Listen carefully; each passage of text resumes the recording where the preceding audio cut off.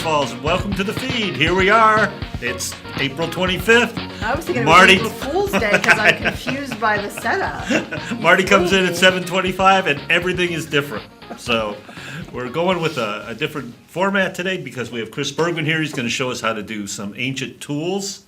And first, while Alex is getting set to go here, we're going to do some local events. Yep, we have some upcoming local events. We have, again, a few weeks ago, we had Pat Fowler and Betty Haggerty here. Yep, it's that kind of morning. Betty Haggerty here to talk about the Bellows Falls Women's Club. And remember, they're doing the high tea. That is on Sunday, May 6th. There are still tickets available, but remember, it's limited amount of tickets. Tickets are $15 each, benefits the Women's Club Scholarship Fund. You can get tickets at the bookstore, Simone's Styling Salon, or from any Women's Club member. We also have coming up on May 11th and 12th, another Main Street Arts production, Charlotte's Web, which I believe was the original production Main Street Arts did. So this is kind of like an anniversary production of Charlotte's Web. So that's kind of cool. Tickets available at mainstreetarts.org. And then here's the big one. This is going out for Rainey LaWare. Rainey and Tom Miller. Rainey and Tom Miller and Chris Miller. Is the penny sale, the Rotary penny sale. So local businesses, you will be having in the next couple weeks Rotarians flurrying into your business to ask for donations for the Rotary penny sale because we need 300 prizes. All of the money that we raise goes right back into the community via scholarship funds or other community organizations that we support. And now I'm ready for some napping because I heard that's what we're doing today. Well, and I'm a power napper. So. That's right. One other update is that I saw that Amy Rounds, who was our guest last week, and went to Washington for the Mother of the Year awards ceremony. The Mother of the Year awards ceremony gave Special Olympics a $1,000 scholarship. Oh, that's awesome. Yeah, that's so that's awesome. Cool. Yeah, it's great. Okay, so napping. Let's get started. Let's get started. Oh, it's now. not this? So, thanks for having me. We're going to talk about tool making, predominantly stone tool making this morning. And of course, in terms of our species, our genus and species, the manufacture of stone tools goes back at least 2 million, perhaps 3 million years ago. So it's been with us a long time. And, up until relatively recently, people like the Aboriginal people of Australia actually continued to use stone tools. This is an adze. It comes from the central desert region of Australia. And it has a blob of spinifex gum into which a stone adze blade has been set, and the tool would have been used like this to work wood or scrape hide. And tools like this were used, as I said, up until maybe 50 years ago, 100 years ago. So it's a continuous tradition. Of course, in the perspective of European people, it continued or persisted in the manufacture of gun flints. Right. And so the technology. So even up into the 1800s. Oh, yeah. Absolutely. And so I'd like to just kind of go over today, how stone works and how it's used. And one thing that I did want to point out that there really is nothing new under the sun. So Really? Yes, it's true. So as much as we like to think we're doing. Our friend Mike Beret.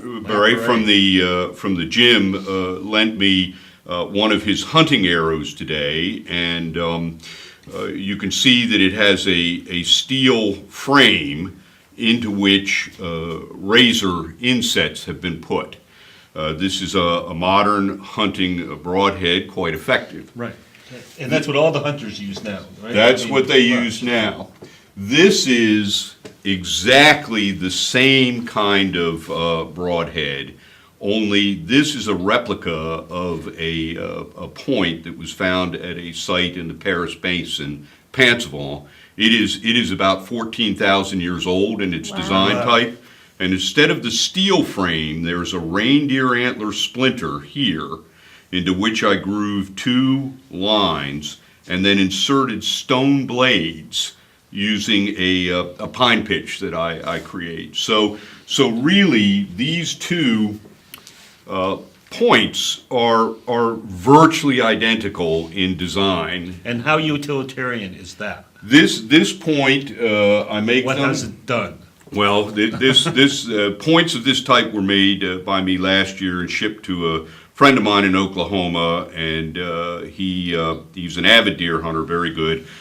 He was able to drop a deer with one of these within 30 yards, which is quite remarkable. The deer took off running and dropped in 30 yards. So there's no question that the reindeer hunters that used this, which are our ancestors, Right. if you're of European ancestry, had a very effective hunting device. And you were telling me earlier that, because if we, I don't want to digress too fast, but is this the time to talk about Native American? Yes, Yes. Which is so a so different technology, so this is a little bit different way. This is an arrowhead from North America. It's readily identifiable as such. People find them in the fields. These 2 things are equivalent. The difference is, and I'll show you how it's done later, is that this has its cutting edges made from sharp, narrow pieces of obsidian, in this case, that we call bladelets. This is a biface, and what that means is that the tool was made by flaking, napping, on 2 surfaces, surface number 1 and surface number 2. The word biface comes from the French biface, two faces. So there's always a lot of discussion about which is more effective, and my answer to that is each of these technologies is precisely adapted to the needs and environment of their users. Right, exactly. And this is an example of a North American type point that I made. This one has also been used successfully for hunting, and for Marty and Mike, you can see it's still covered in blood. Yeah. So I was like, oh, you so painted this is it. very Wait. effective too. It's not paint.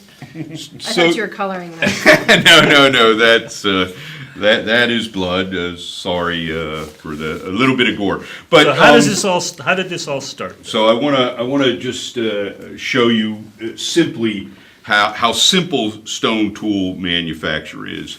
This is a block of flint. I believe it comes from Kentucky. Flint is really an inhomogeneous form of glass, so it breaks like glass. Lots of stones can be used. This is flint. This is novaculite from Arkansas. And this, of course, is the volcanic glass obsidian. Yeah, that's pretty cool. Yeah, any stone that flakes in a manner we call conchoidally really can be used to make stone tools. And even stones that don't work that way can be treated in other ways to turn them into tools. There's Right. And I'm just going to go a little shout out to my daughter-in-law, who is a big Game of Thrones fan. This is dragon glass. Oh, This is dragon what- glass, okay. This is what they talk about in Game the of real world. Thrones, and how they Dragon make glass. weapons out of dragon glass. Okay. So the stone tool manufacture is really very simple. This is just a round stone pebble. I use it. We call it a hammer stone. We So use that's it a like a big hammer. pebble. Yeah, and all you do is, Wow. and there's your There's your stone tool. Lake. Right. Your Now I stone- want to show you this, and then we're gonna do a little experiment here. These flakes that are brown in color that I'm holding in my hand, as you can see, they're virtually identical to the one I just took off. These come from a site called Clacton-on-Sea in the United Kingdom in England. It's the Clactonian industry. These flakes are 400,000 years old. So they were And they made. look the same. They look the same. Yeah. And the It's technology, amazing, yeah. that's exactly, what you saw me just do is exactly how these were made. Wow. Without question. There are features on here that betray, not only were they done by a percussive blow, but the blow see these features Yeah, here yeah, and yeah. here, was done with a hard hammer, a stone hammer. So these tools here That's were amazing. made by members of our genus, but not our species. So they were very different people. We are Homo sapiens sapiens. Uh-huh. These are attributed to Homo heidelbergensis. Oh, So a very This was, different kind of person. uh-huh. And, okay, I And won't they go were there. used, what were That's- they used for? Just for whatever they needed a tool Well, for? that's what we're going to find out right here, right now. There is a fallacy that goes around that it is man the tool maker. So right now we're going to do a demonstration to prove, because that's what I do, experimental archaeology, that it's not true that men were the tool makers. So Marty, I'm going to give you the stone. Okay. Maybe you can take the chair there. Yeah. And I want you to hold the stone. Which hand are you? I'm right-handed. Right-handed. So hold the stone left? in your left Okay. hand. And what I want you to do is I want you to strike. And watch out for your pants. I Okay. want you to strike. Hold the stone like this. So it's Like out a in front of baseball? you. Okay, like that? Like out in front of you, and so it's projecting. Like that. And I want you to strike right down on that edge right there. Right there? Pretend you're going right through it. Again. Again. Yeah, you can do it. There you go. So you have achieved the Claptonian level Look at that. of That's technology. So I'm not a Homo sapien sapien. I'm like the. Homo heidelbergensis. I'm so excited about I that. know. So now I'm going to show you how and why one would do this. This is a little Nice job. souvenir for you. Yeah, Oh, that's so cool. be careful. It's I sharp. know, and I think other people should probably be careful because I have a sharp tool now. So having dispelled the fallacy Yes. of man the toolmaker, We may not want to give one of these sharp I'm just Well, I'm what are the not allowed to rules? have sharp tools in my So life. what can these be used for? So what I want you to do is, I want you to hold this like this, and I want you to hold the wooden board Mm-hmm. underneath it, and I want you to score that piece of paper. So I'm on the sharp edge. So you're gonna go, that's your cutting Oh, that's my edge cutting right edge, there, okay. and you're gonna just cut hard. There you go. Oh, okay. There you go. Right. Proof is in the pudding. Woo! So what do you And it use is. these It's like for? a, Yeah, you could like. You can take it home this evening and use it. you make beef jerky. So, I'm not so gonna go there. cutting is one thing that you can, And it's like shaped use it just for. like a easy to use tool that Exactly. goes this way. Just from a random crack. just from a random crack. Yep. Not quite random though. 'cause Well, you no, know- you yeah, know it- where- I had Yeah. I had a sense of direction for Yes. where you were going to go, but Yeah. yes, and it really the basis of stone technology is as simple as that. So, And somewhere somebody was walking along a river or something, fell over a rock, broke this thing, and said, "Holy cow!" Or cut themselves. Probably as simple as that. Or if you saw 2001: A Space Oh, yeah, Odyssey yeah, with the- there's with the bone, Yeah, smash it with just the bone. took, Yes. took a whack. So the technology can get more sophisticated, and I just want to show you, one aspect of that. This little obsidian piece has been shaped deliberately to take very narrow Oh, okay. Yeah. flakes off, if you want, and I'll show you how that works. I'm going to use a technology called pressure flaking. What you did was percussion flaking. Percussion You flaking, that's struck right. it. This I'm going to put pressure on the stone and drive a chip off. So we're going to protect my hands here. And what is your protective cloth? Just a piece of probably the neck part of a buckskin. Okay. So let's see if we can do this here. It broke up. We'll try it again.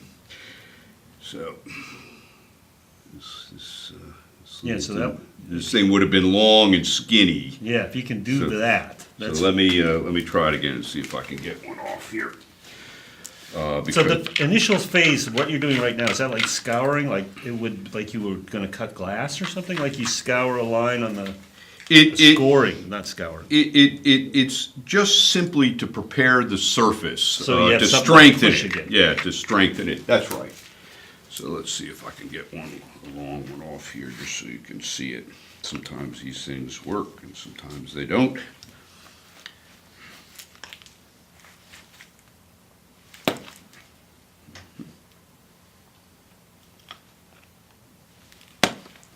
There Whoa, you there's go. It's short. Let's try again. One more time. I want to show you this because it plays into another thing here that. How did you come to do this? I was always interested in human beings, and you know, of course, the longest time that we've been on the planet is the period of time we call prehistory.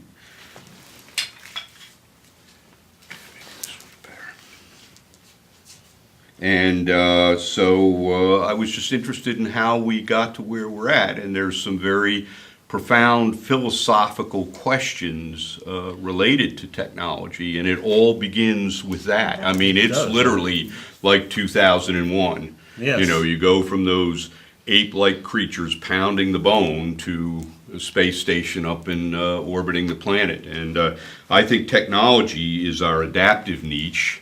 And I think it carries with it a lot of ability, but it also carries with it a lot of inherent danger. And what we were it's talking about today. in us. It's been in us for millions of years. So it's our great power, but we But use it also our badly. yeah, or make poor judgments Yeah. about it. Yeah. And it's a direct causal link from this to where we are sitting in these Bombs. chairs. And yeah, exactly. Yeah. These off here for you. We do it because we can. There we go. Well, you get the idea. They I do keep get the idea. they breaking up on me, but what happens is you produce these long, skinny little bladelets, and these form the inserts for tools like this. So this is simply one of these in a put in a handle with resin, and effectively, it's the same kind of thing. It's a knife. Or almost scalpel-like in the way it's. Yes, and it will do exactly the same Yeah, thing yeah. as your flake. So this is kind of a more advanced end of the spectrum, but the principles are exactly the same. And so to show you how sharp these things are, I'm going to go back to percussion here, but I'm going to use another tool. This is a deer antler, and I'm gonna see here, maybe do this a little bit better. Take a block of obsidian again, and I'm going to strike it.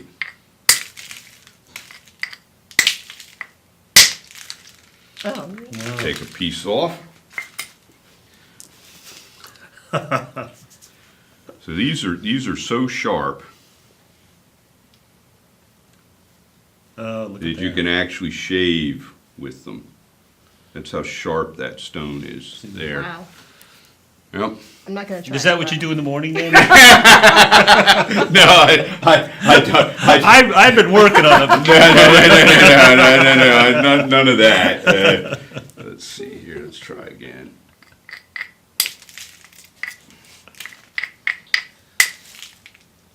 You can see what,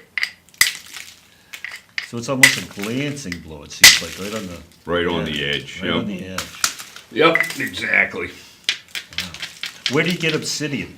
Well, there are lots of sources. Of course, there's sources in North America, Turkey. There's sources of obsidian all around the Oh, world. okay.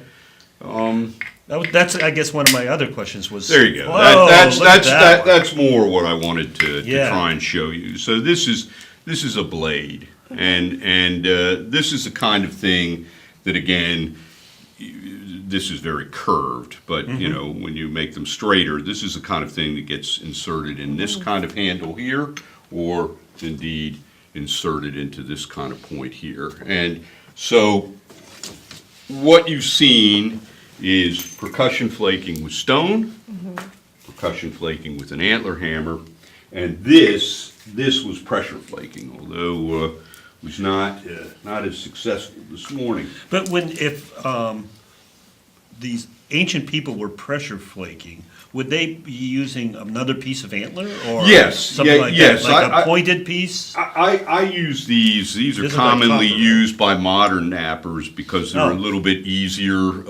to utilize. Yeah, you can really get it good. Although there is an example that I think is several thousand years old of a copper tool of this sort from Oh, New York really? State. Yeah, yeah. Oh yeah. Native copper. Because copper was, there would Right. be a copper age would be old, yeah. I understand. So, but yes, that's what I use, and I'll show you more about how that's done.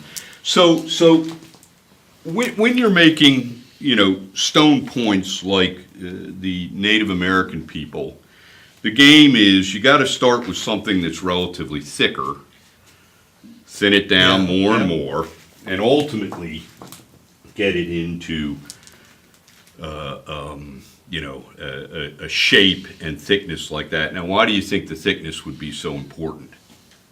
Because you have to mount it on something? Oh, Exactly. Well, yeah, yeah. you've got to be able to get it on a shaft. That's exactly it. Yeah. So Good the way guess, huh? You are, the way that works is, you remove a big piece like that, and you start flaking it. So I'm going to do a little bit of that kind of work here. so, while you're doing that, look at that, yeah. So go ahead. The sites where people found flint then must have been important. to Quarry their- sites. Oh, Yeah, It must absolutely. have been important to their culture Oh, because yeah. they couldn't, that's how they made tools, and the tools were how they survived. How they hunted and fished.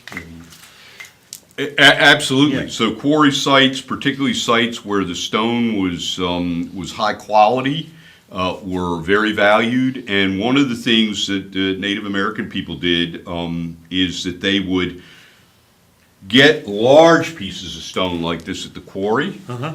They would reduce it into flakes like that, and then further reduce it into bifaces like this because they wanted to reduce the weight. Oh. You don't want to carry Carry that that thing across the around, yeah. landscape. You Yeah. want to carry something like this, or even better, Something like that. yeah. partially finished forms like that. Was there a lot, well, there must have been a lot of waste, because I can't imagine that hitting a rock like that, yeah, it's gonna, You can see the waste Yeah. building up right there. That's most of what we find. It isn't the tools. Yeah, It's it's- actually the waste debris Uh-huh. from manufacturing the Wow. tools.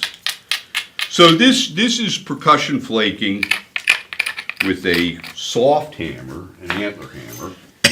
And all I'm simply doing is removing flakes. And what's happening is I am reducing the thickness while also beginning to shape the stone itself.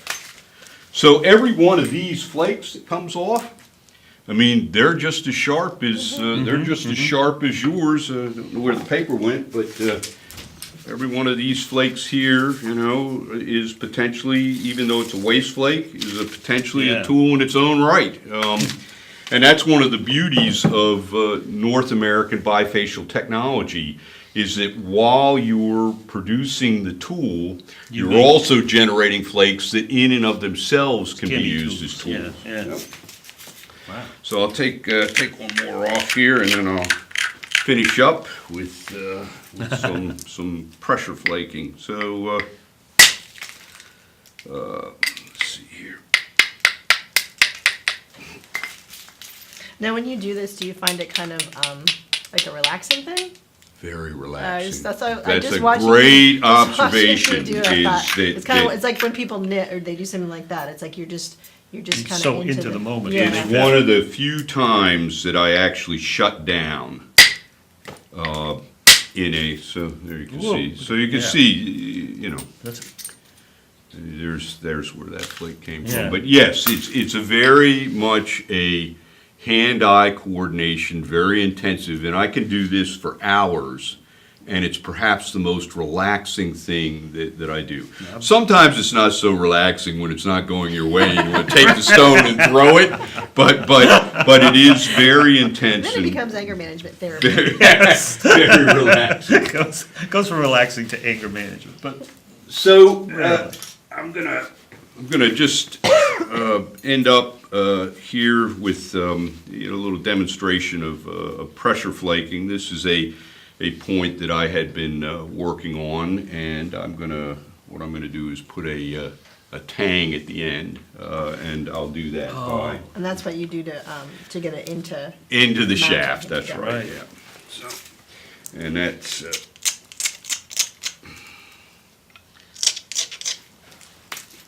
The pressure flaking, again, is just simply pressing off flakes.